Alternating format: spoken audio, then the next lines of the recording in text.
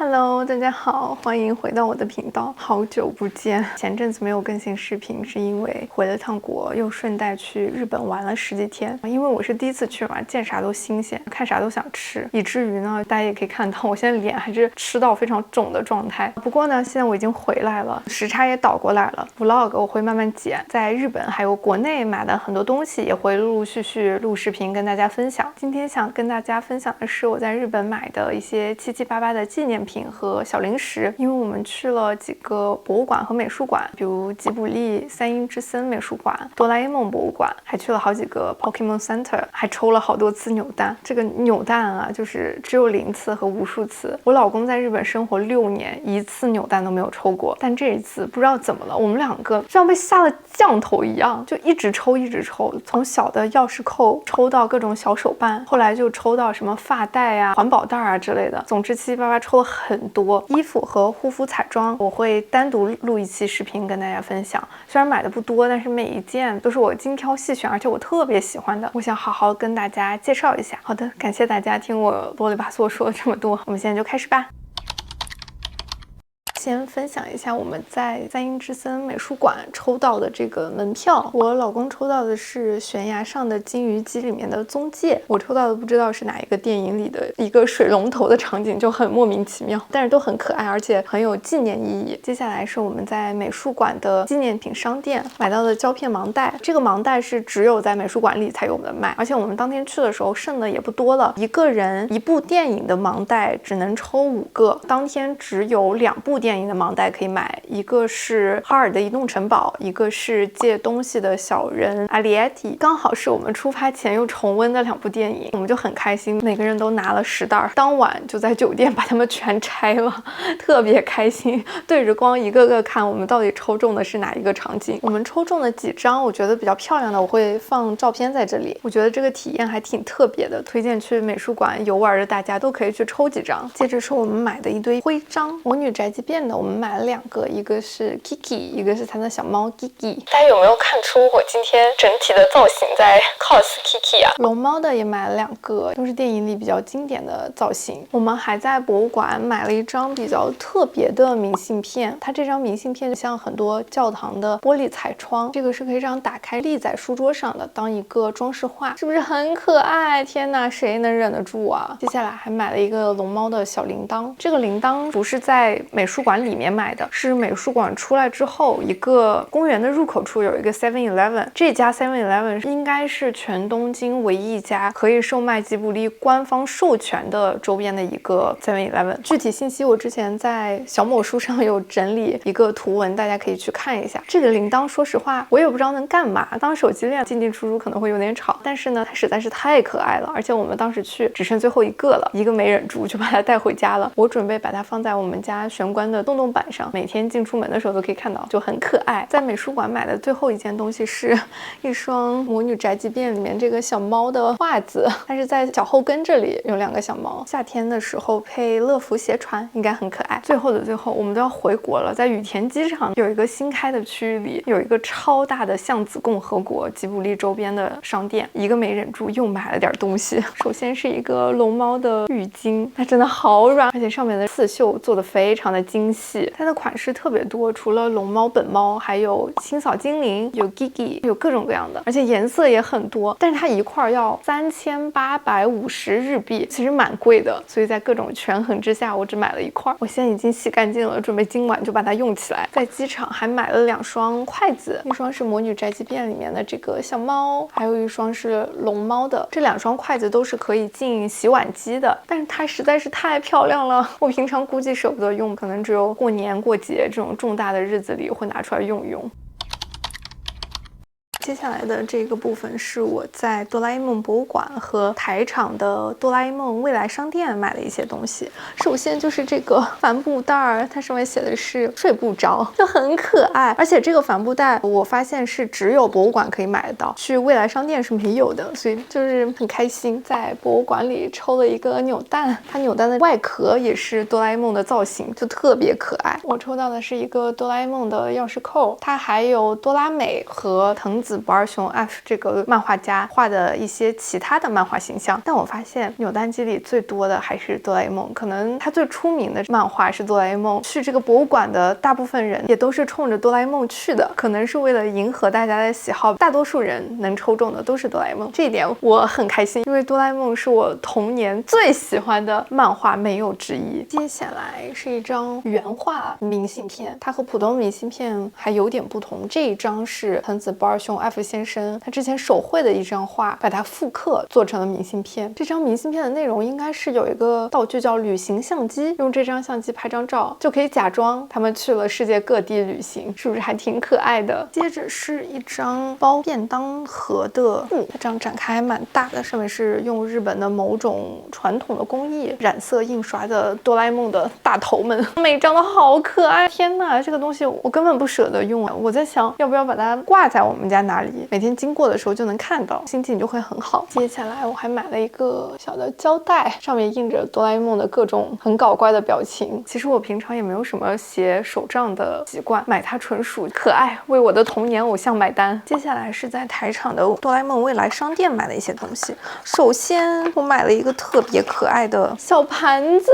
是哆啦 A 梦在吃他最爱的哆啦 yaki 铜锣烧的一个场景，是不是好可爱？这个盘子你看跟我巴掌差不多大，也不知道能干嘛，但就是很可爱。天哪，我看到的时候我就没有办法忍住，当下我的心情就 take my money OK take my money， 我就是要这个东西。还有买了一个特别可爱的小铃铛，上面也是哆啦 A 梦偷吃的一个表情，周围的都是他最爱的铜锣烧。这个小铃铛也是我不知道买来能干嘛，因为它声音还挺响的，但是我就是要拥有它，因为它太可爱了。接下来不能免俗的还是买了一堆徽章，都是哆啦 A 梦里面出现的一些道具。首先是这个任意门，哆啦 A 梦的小铃铛，时光机，还有我小的时候最想拥有的记忆面包，是不是都好可爱？我买它们的时候就是在想，冬天马上到了，穿毛衣的时候可以扎在毛衣上。虽然可能到最后我并不会真的把它们放在我的衣服上，但是实在是太可爱了，我没有办法，我忍不住。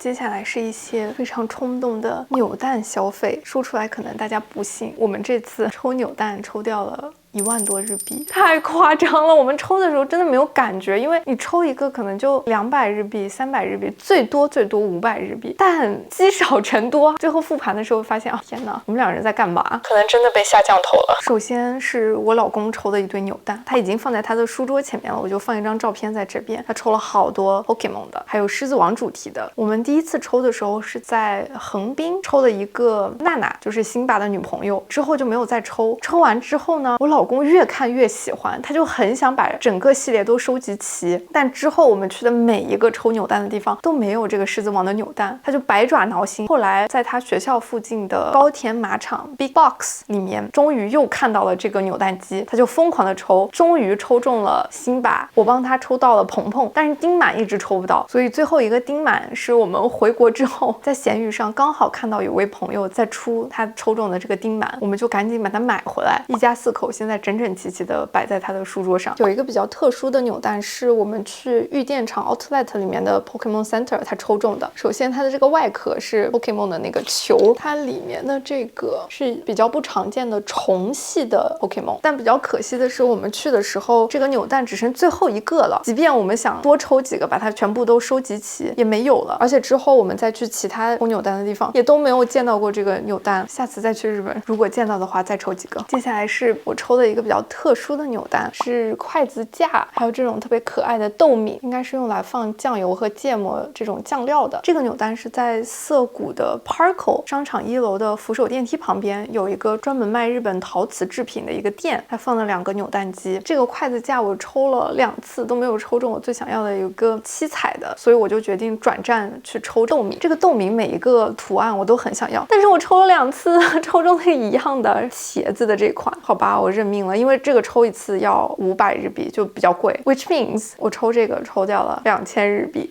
天哪，是谁发明了扭蛋这种东西？真的太可怕了！这个商业模式也太赚钱了吧！扭蛋部分的最后，当当，我抽了一堆面包小偷。首先就是这2个购物袋，我一共抽了3次，前2次是不一样的，最后一次还是抽中这个，所以我就把它放在国内了。除此之外，我还抽了3次零钱包，它上面是有一个挂钩，可以挂在包的外面，或者是挂在书包上。抽这个我比较幸运，抽了3次，抽中的都是不一样的。第一次抽到的是这个有点丑的老鼠，第2次我老公帮我抽到了这个比较长的法棍，就很可爱。第3次抽到的是这个兔牙的小老鼠，也很可爱。但抽了3次都没有抽到面包小偷本偷。我准备抽第4次的时候，我残存的一点点理智把我给劝住了，就没有再抽。能抽中3个不一样的，我已经很满意了。我本来都已经想收手了，但是看到小某书上有个朋友，他遇到了一个面包小偷的发带扭蛋机，而且就在我老公学校附近，那这我怎么能错过呢？又去抽了2个，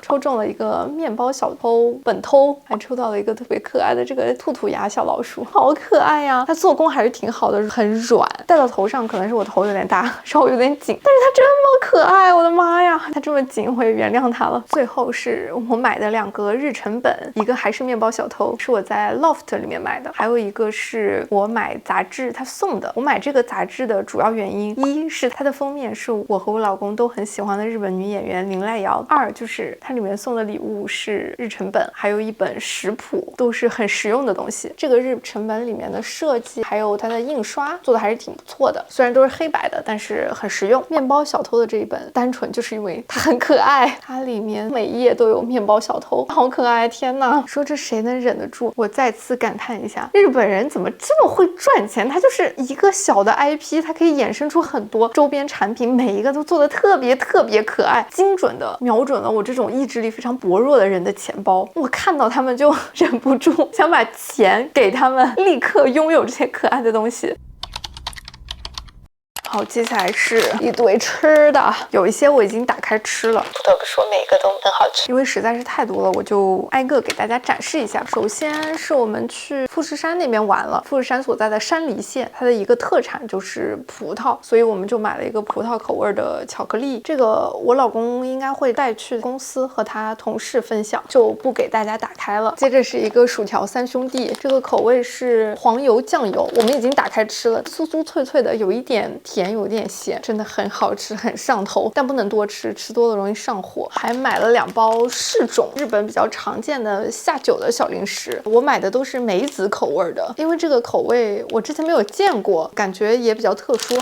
其中一个我已经打开吃了，有点咸咸酸酸的，哎呀，说着说着我口水都要掉出来。它里面是这种独立包装，每次吃1包可以稍微控制一下量，如果是1大包的话，我可能会一下子全部吃完。接着是我老公强烈推荐的一个饼干，它里面是那种像法式小脆饼的零食，外面裹了一圈巧克力，是挺好吃的，但也是不能多吃，因为这个东西一旦开始就很难停下来。然后是2个比较特殊的 Kit Kat， 一个是清酒口味的，这个我们还没有拆开吃，准备带去我老公的一个同事家一起吃。还有一个是富士山造型的 Kit Kat， 它的口味是蓝莓芝士蛋糕，这个是我们在富士山那边的超市里买的，以为会很特别，只有当地能买到，结果到了羽田机场，机场里到处都卖的是这个，所以大家买纪念品其实根本不用着急，到了机场会发现你在市区内看到的80%、90%的纪念品在机场都有的卖。然后是2个比较特别的巧克力，这2个都是标榜它有一些特殊的功效，可以抑制脂肪吸收，增加食物纤维的摄入之类的。我已经打开吃了一个，它的味道就是很健康的黑巧克力的味道，除此之外没有什么特殊的。